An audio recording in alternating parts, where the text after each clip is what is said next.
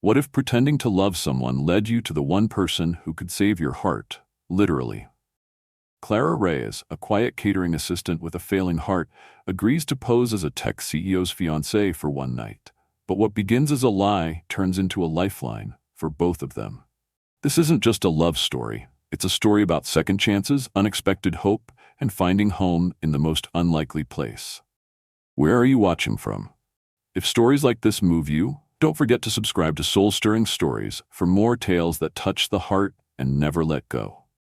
Evan Pierce had closed billion-dollar deals with a single glance. His name meant precision, control, and a signature that sealed futures.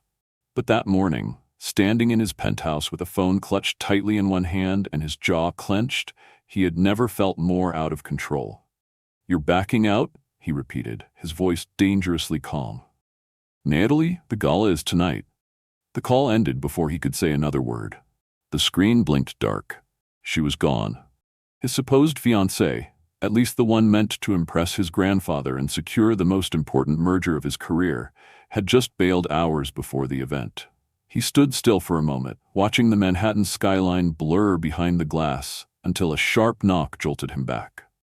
"Mr. Pierce," said a staff member, peeking into the room, "the caterers have arrived for setup." Evan muttered a thank you and strode toward the elevator, frustration rolling off him in waves. He needed a fix. Fast. Downstairs in the rooftop garden where the gala would be held, Clara Reyes was trying to balance a tray of champagne flutes with one hand and adjust her too loose apron with the other. The spring wind tugged at her hair, and a loose strand fell over her eyes as she leaned over to steady a glass. "Careful!" Someone barked behind her. She turned sharply and the tray wobbled. Evan instinctively caught one glass before it toppled. "You're new?" he asked, his voice lower now, less bite, more curiosity. Clara looked up, startled. "Yes, just covering for someone. I'm with Monarch Catering." He studied her, brown eyes wide, not with fear but with a kind of unexpected resolve. She didn't shrink beneath his stare. In fact, she looked more annoyed at herself than nervous. "I'm sorry about that. I wasn't expecting." "You," he finished half to himself. Then an idea hit him, ridiculous and wild, but it formed with stunning clarity.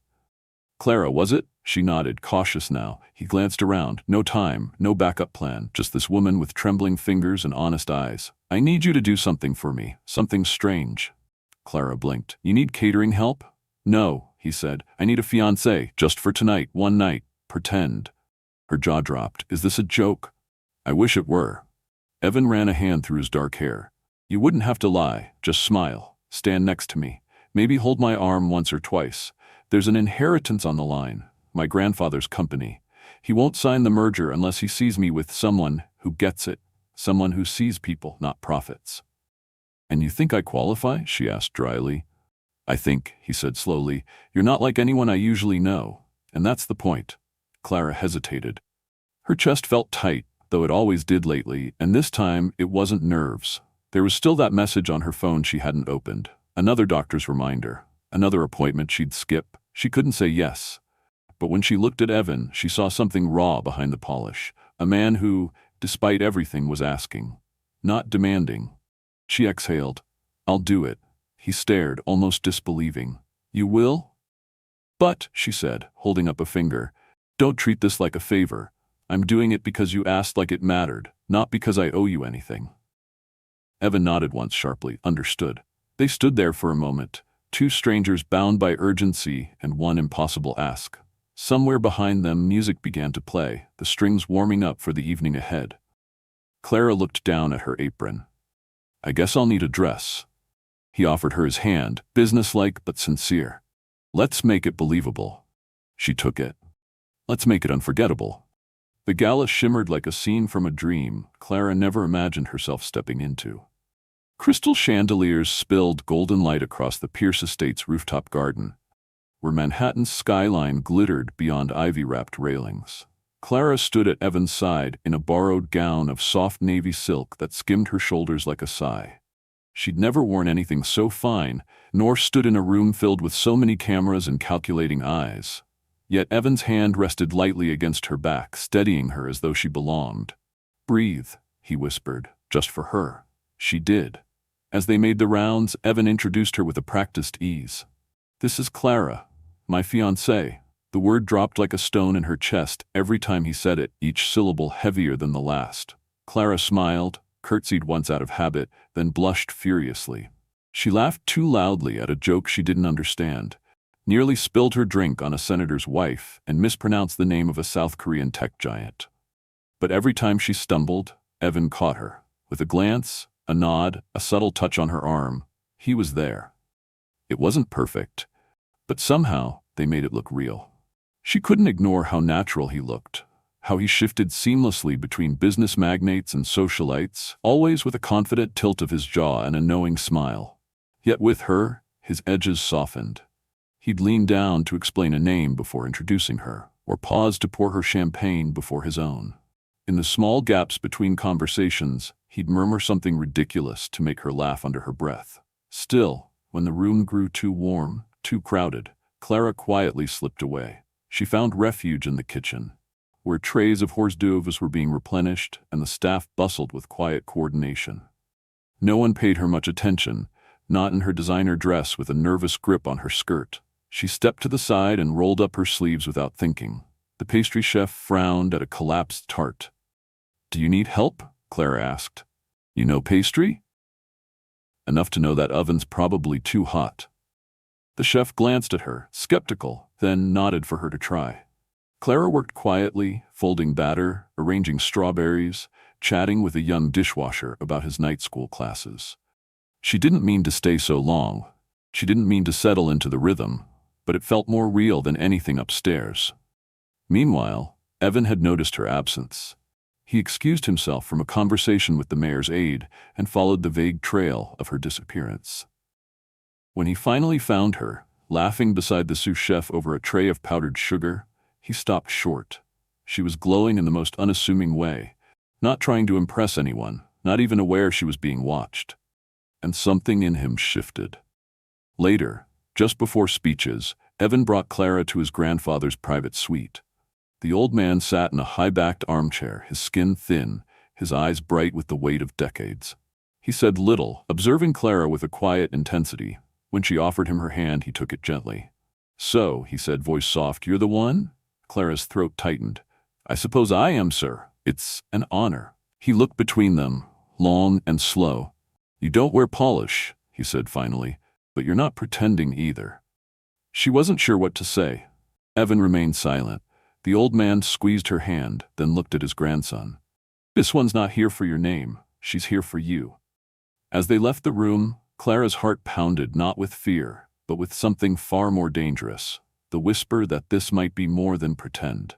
That in the flicker of chandelier light, behind the carefully orchestrated lie, something real had begun. The morning after the gala, sunlight spilled gently through the windows of the Pierce Estate's east wing, painting soft gold over the polished wood and velvet drapes. Clara sat upright on the edge of the guest bed, the silk gown long replaced by borrowed pajamas and a quiet hum in her chest that refused to settle. She could still feel the weight of Evan's hand at the small of her back, hear his laugh. Real, unguarded, as she'd tried to pronounce vol au vent with a Bronx accent. It should have been over. But his grandfather had asked them to stay the weekend, and Evan hadn't argued. Neither had she.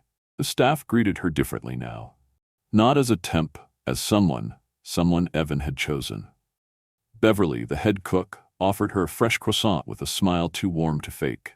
Lily, Evan's younger sister, asked if Clara wanted to walk the gardens after breakfast. Even the gardener tipped his hat when she passed.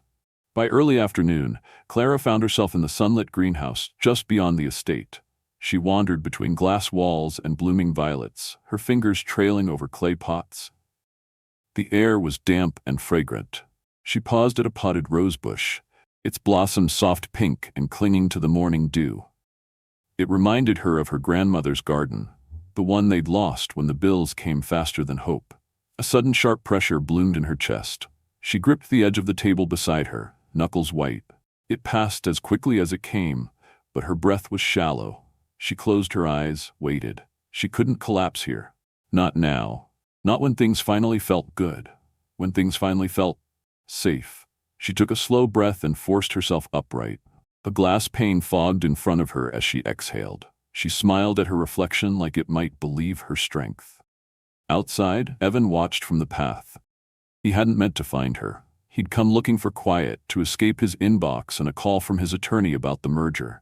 But he saw her, bathed in greenhouse light, unaware of his gaze, holding herself together so tightly it hurt to watch, and something inside him cracked further. Later that day, she sat at the piano in the drawing room. Her fingers moved uncertainly across ivory keys, trying to recall a lullaby from childhood. Behind her, the fire whispered. She didn't hear Evan enter. "Don't stop," he said, voice low. "It's nice." She turned, startled. "It's just a song." "No," he said, crossing the room. "It's something real, and this house needs more of that." Clara smiled, but something in her eyes flickered, exhaustion maybe, or something she hadn't shared. Evan noticed but said nothing. Instead, he sat beside her. Their shoulders brushed. The music faded, but the silence that followed felt intimate. "I'm not who you think I am," she whispered suddenly. Evan turned to her. "I don't think you're anything but yourself. That's why this works." "This?" she asked. "You mean the grand illusion?" He shook his head. "I mean whatever this is. It's not a game to me anymore." She looked at him, really looked, and saw no calculation. No deal behind his eyes. Just a man, maybe a little lost, maybe a little hopeful, trying not to fall. That night, after everyone had gone to bed, Clara stood alone on the back patio. The moon hung low, and the wind rustled through the hydrangeas. She reached into her pocket and finally read the message from her doctor. Her place on the transplant list had changed. She was being moved to critical priority. It should have terrified her. But instead, she stared at the stars, thinking of the way Evan had looked at her at the piano. Not as a solution, not as a placeholder, but as someone who mattered. And in that moment, she didn't feel like she was pretending anymore. The rain came softly before dawn, drumming against the glass like a whisper that refused to be ignored. Clara sat curled in the window seat of her guest room, forehead resting lightly against the cold pane. The message had arrived an hour earlier. A flirt. A potential match. It wasn't guaranteed, nothing ever was, but if she delayed even a few hours, she risked losing the chance entirely. Her suitcase was already packed. Quiet. Tidy, like she'd never been here at all. She hadn't told Evan. She didn't know how. He had stayed up late in the library, reading contracts or maybe just hiding behind them. There'd been something in his eyes at dinner, a softness, yes, but a weight too. As if he were waiting for something he didn't quite know how to ask. She had nearly told him then, but the words tangled in her chest. How do you tell someone you might not come back, just when things are starting to feel real? She left a note instead. The study door creaked open slowly, and Clara stepped inside, the air rich with cedar and the faintest trace of smoke from last night's fire. Evan's desk was immaculate, as always. Every pen aligned, every paper stacked precisely. She hesitated, then pulled open a drawer, found a piece of thick stationery, and began to write. Her hand shook at first, but then the words flowed like breath she hadn't realized she'd been holding. "Evan, if I don't make it, know this. Before you, I was surviving. After you, I wanted to live." She folded it carefully and slipped it under the brass compass paperweight on his desk. Then she closed the door without looking back. Downstairs, the staff had gathered quietly in the drawing room. Beverly pressed a tin of chamomile into Clara's hands. "Hospitals never get it right," she muttered gruffly, though her eyes shimmered. Lily gave her a silent, fierce hug. Eleanor stood tall in her favorite chair, a delicate handkerchief tucked into her palm. Clara met her eyes and swallowed. "I didn't mean to stay this long." "But you did," Eleanor replied simply, "and this house is better for it." She handed Clara the handkerchief. Pale linen, embroidered in fine thread. 3 simple words, "Come back. Home waits." Clara's throat tightened as she clutched it. "Thank you," she whispered. No one mentioned Evan. No one had to. His absence was too loud.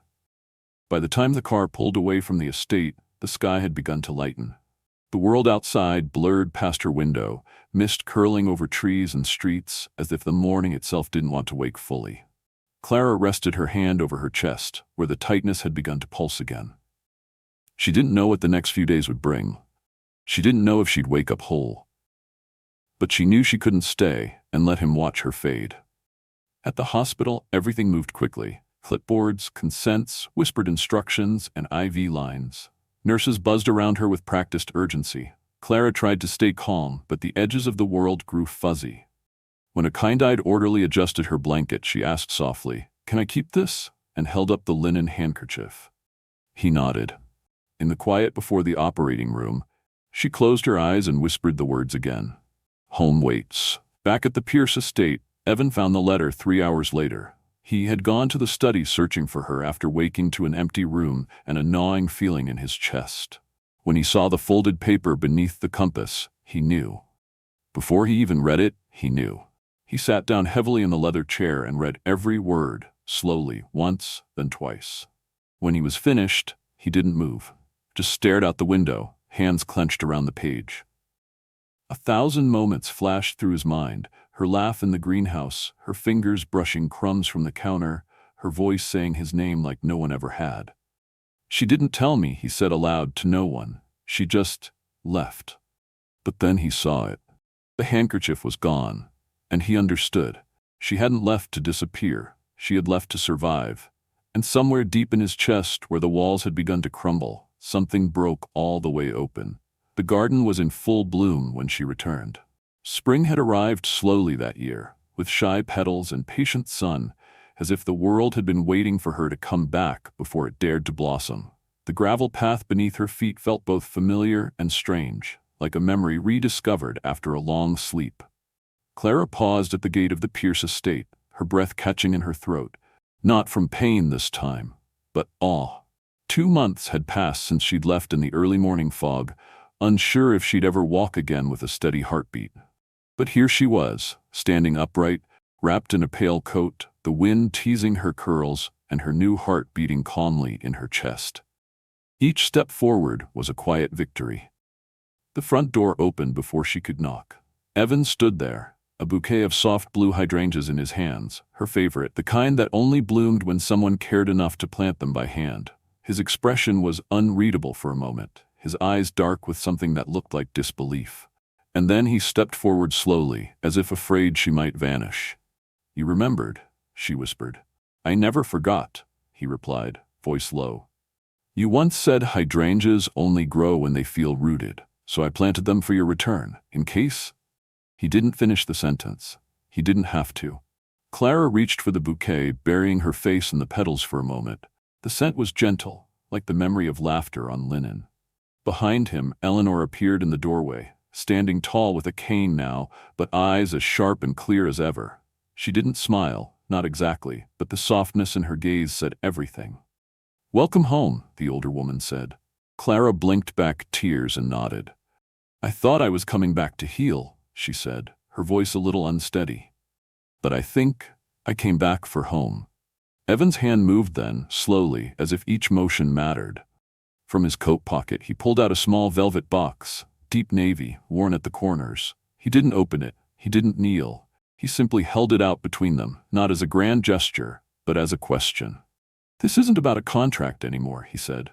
"It never really was, and it's not about the ceremony or pretending. It's about tomorrow, and the day after. It's about you, if you still choose me." Clara stared at him for a long moment, the air between them alive with everything they hadn't said.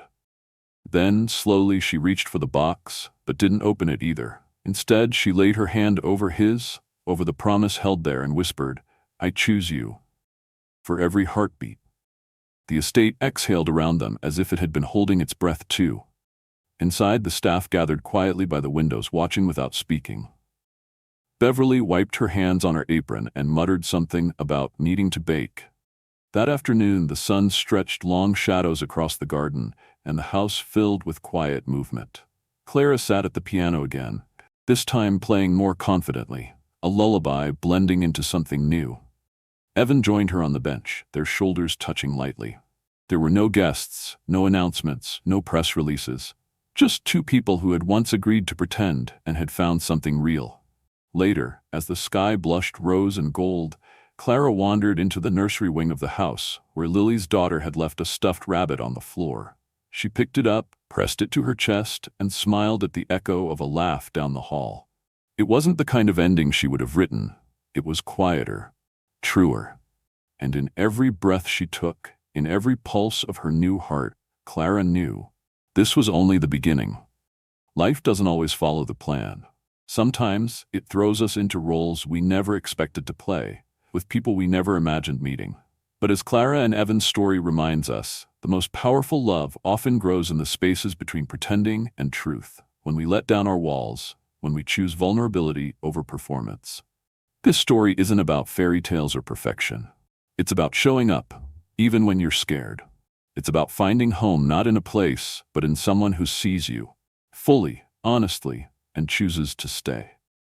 Clara thought she was only there to help Evan with a temporary lie. But what she found was a reason to fight, to live, and to love with the time she had. And Evan? He thought he needed an image. What he really needed was someone to remind him that being real was enough. In a world that prizes appearances, let this story be a quiet reminder. Kindness heals, honesty transforms, and sometimes the bravest thing you can do is let someone in. We hope this story touched your heart the way it touched ours. Tell us, where are you watching from? And if these kinds of stories speak to your soul, don't forget to subscribe to Soul-Stirring Stories for more tales that inspire, comfort, and linger long after the screen fades to black. Thank you for being here.